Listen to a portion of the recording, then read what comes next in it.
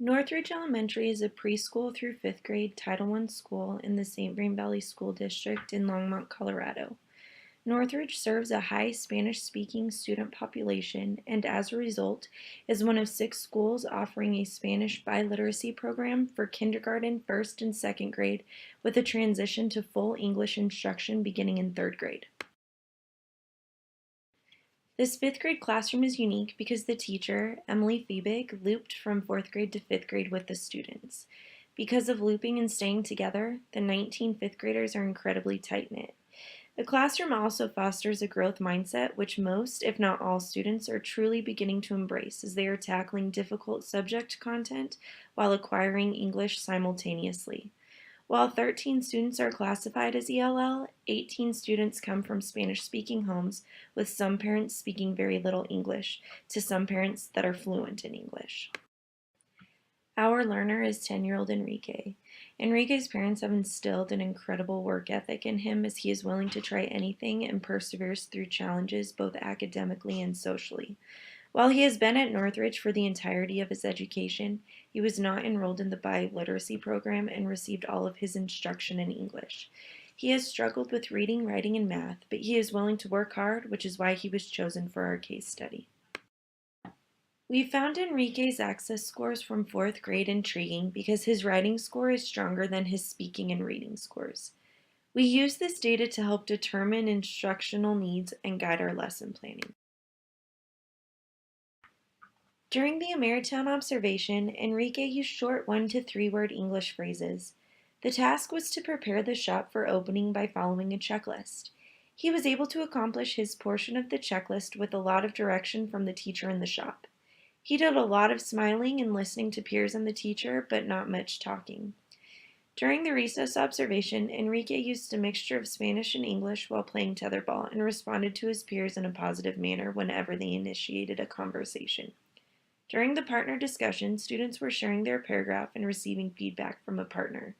Sentence frames were provided for students to say what their partner did well and what their partner could improve on. Enrique read his paragraph in English and received his feedback while smiling the entire time. His partner then shared their paragraph, and Enrique was able to start the sentence frame for giving feedback, but he struggled to finish it even with prompting from the partner and teacher. We used these work samples to determine instructional needs in addition to access scores. Enrique's math sample indicates that he could use extra support in math. His reading comprehension is good, but his writing in both the reading comprehension and writing samples show errors that sometimes make comprehension difficult. When talking with Enrique, it quickly becomes apparent how important family is to him.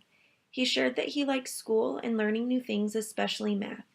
Enrique also said that he looks forward to days that his class has art because he gets to create things and make art projects. He is loved by his classmates for his gentle spirit, except when playing tetherball, where he is known as the king of tetherball because of how tough he is to beat.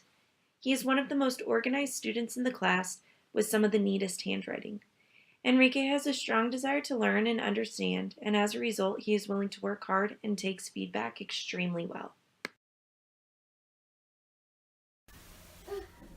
Enrique speaks both English and Spanish at home and in school, with friends and family. He is generally quiet in class. He is a strong listener and has some writing ability as well. Priority for him is on reading and speaking in English.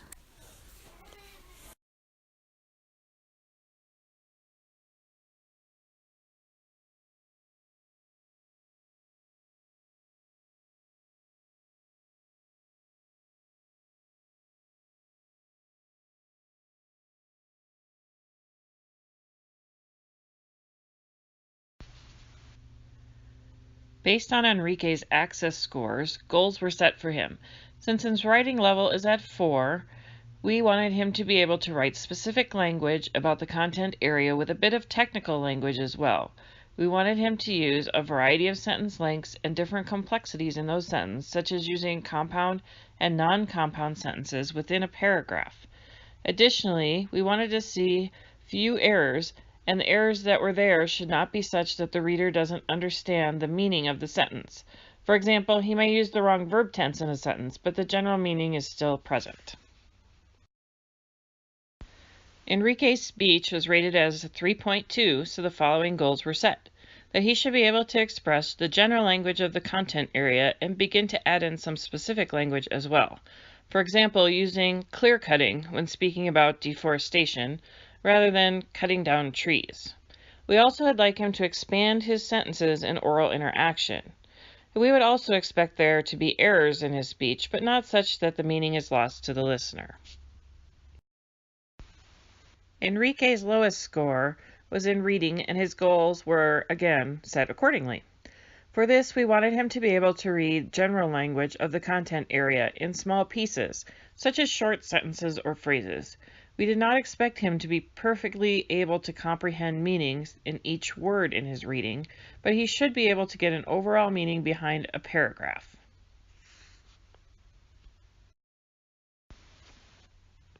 Listening was Enrique's highest score. Because of this, his goals were set fairly high. We wanted him to be able to understand the specialized and technical language of the content area. Also, to be able to comprehend a variety of sentence lengths and complexities that were heard, as opposed to read. His oral comprehension should be comparable to his English proficient peers.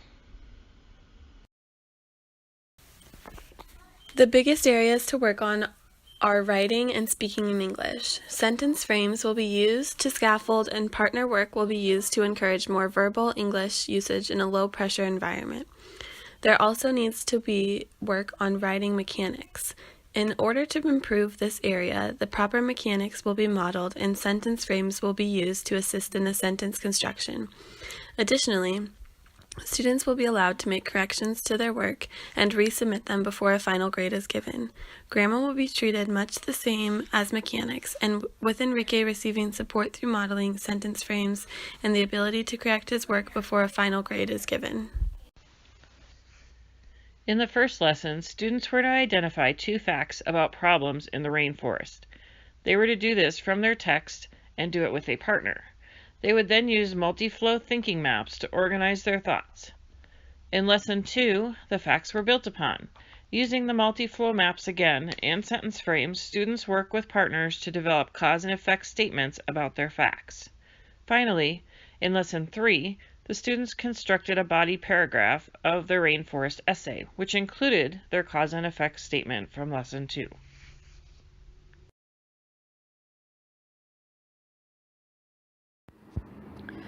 We had language objectives at the 3 discourse levels for each of our 3 lessons.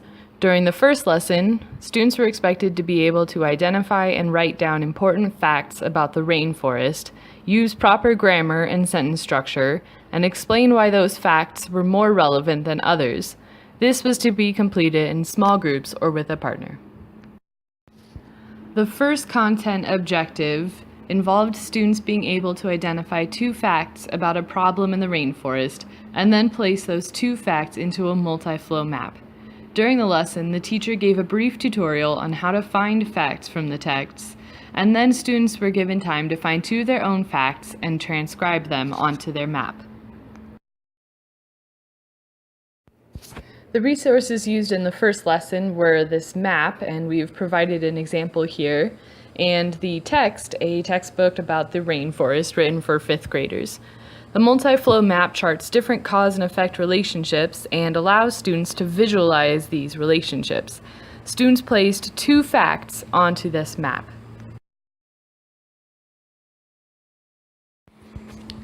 Enrique had a really hard time identifying 2 facts from the text, much less relevant, important facts. Emily worked with him in a small group to get all of his work done because he had such a hard time. He couldn't explain why the facts were important or relevant, even when she was helping him, and he did struggle a bit with his grammar and sentence structure. The rubric was very simple. We just assessed to what extent the student was able to identify these 2 relevant and supportive facts. On his own, he did score a 0. He was unable to identify facts in the text on his own, and then the teacher eventually helped him get that done. Based on assessment results, the student is going to need a lot more structure and support than I had anticipated. Because he wasn't able to find relevant information from the text on his own, we thought a possible idea would be to give him some options. So, like, we provide him with several facts, and then he has to choose the one that is relevant to the topic that he's talking about. And then he might need some work on vocab and sentence structure before we can expect him to be writing sentences completely on his own. And for that reason, sentence starters would be helpful for the student. For the second lesson, the student needed to be able to complete the thinking map using specific vocabulary from the rainforest text, construct accurate sentences using ideas from the map using sentence frames, and then generate cause and effect statements using the content-specific vocabulary. The content objective for Lesson 2 was to describe the causes and effects of human impact on the rainforest using the scaffolds provided. During the lesson, Emily drew an example of a completed multi-flow map on the whiteboard at the front of the room and included step-by-step instructions on how to complete it.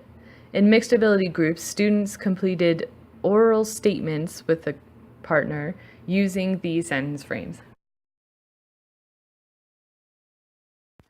The instructional resources for the second lesson were very similar to the first one. It included this multi-flow map with space for charting cause and effect relationships.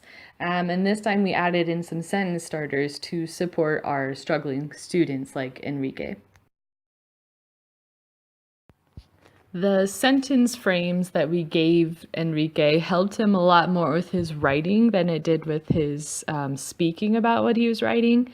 He was able to complete the thinking map using ideas from the text, but he still wasn't able to integrate important vocabulary in those keywords, and he still wasn't able to correctly, like grammatically correctly communicate his meaning, but he was at least able to communicate some meaning. The second rubric was a two-parter. It assessed how completely students filled out their multi-flow map and whether they could give an accurate cause and effect relationship based on the text. Our student earned a 4 for his cause and effect relationship because he was able to write down a cause and effect relationship, but he didn't get a full score on it because it wasn't very accurate. He earned just a 2 on his map because he only completed some of it.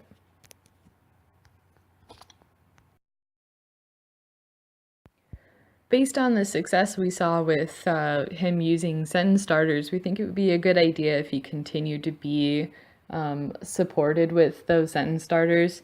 And we think in the future it might be a good idea to include that vocabulary in the sentence starters to help him incorporate it. He would probably benefit from collaboration with other students. And that might be helpful because they can help him with conceptual understandings and some of the language and understanding the directions. As for Enrique's language objectives, they include completed multi-flow thinking map using ideas from rainforest food chains, as well as students will be able to orally construct accurate sentences using ideas from multi-flow thinking maps and sentence frames. Generate and orally state simple cause and effect statements using sentence frames. If Enrique can complete these things, he will be meeting his language objective.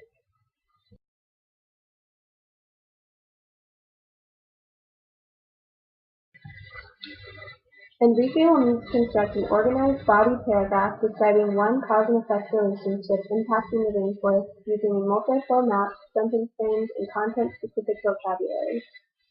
The teacher will need to model a paragraph with cause and effect statement, content-specific vocabulary, supporting details, and transitions. Students then write their own body paragraph.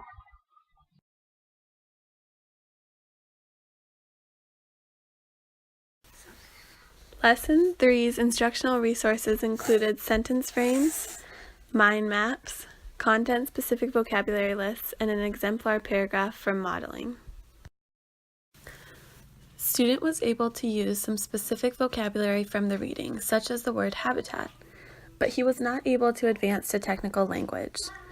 He used the term cut down trees rather than the technical term clear cutting. He was generally not able to create a grammatically correct expanded sentence from the sentence frames on his own. With a great deal of support and rewriting, he was able to create a paragraph on the cause and effects of deforestation. Our student struggled with capitalization and punctuation. He capitalized letters within the sentence and even words, but not always the same letters on the same words. He sometimes remembered to use punctuation at the end of the sentence, but not regularly. The rubric we chose assessed 3 things: organization, the presence of a supportive cause and effect statement, and the use of content-specific vocabulary. The student received 2 out of 4 on each of the 3 categories. Enrique's paragraph was somewhat organized. His cause and effect statements were tangentially related to the topic, and he used some content-specific vocabulary. After evaluating Lesson 1 and 2, we chose to have our student collaborate with another student so that he had more support. This was not very helpful because the student he worked with was not more advanced in English than him. In the future, it would be wiser to pair him with a more advanced student. A word bank would be very helpful for this student as he had a hard time recognizing and integrating key vocabulary. He could have a paper of the copy models and graphic organizers at his desk. It is more helpful to him than a whiteboard. He has a hard time transferring his understanding. While Enrique may be able to say the words, he is not able to read a text and then pick out the important facts. He also struggles to explain a concept once the facts are given to him. There are several things which may help him. Interactive read aloud and shared reading may enable him to comprehend more of the text since his listening scores are much higher. In this way, he may be able to understand the concepts better. This will require diligence on the teacher's part to make sure he is understanding and participating. While these lessons were not stories, a story map may help Enrique to organize his thoughts on important parts of the text. This would need to be heavily scaffolded at first, with some of the scaffolds removed as his competence improves. We saw both in Enrique's writing sample and his lesson work that he struggles with things such as random capitalization, low punctuation, multiple verbs or mistaken verb tenses, and other errors. For this, peer review may help Enrique as well as the other students. They would be reading others' work and to correct errors, as well as receiving feedback about their own work. So both Enrique and his peers would benefit. Lastly, Enrique struggles. For our team reflection, we learned that teachers are and need to be strong advocates for their students. Assessment must be mindful and ongoing in order to gain the most from it. A student's progress will move forward and backwards, and assessments need to take that into account and not base success just on one assessment and instead on the progress overall and over a period of time. Knowing a student's strengths and weaknesses comes through assessment, and this allows a teacher to adjust their instruction and the activities in the classroom so that the learner will succeed.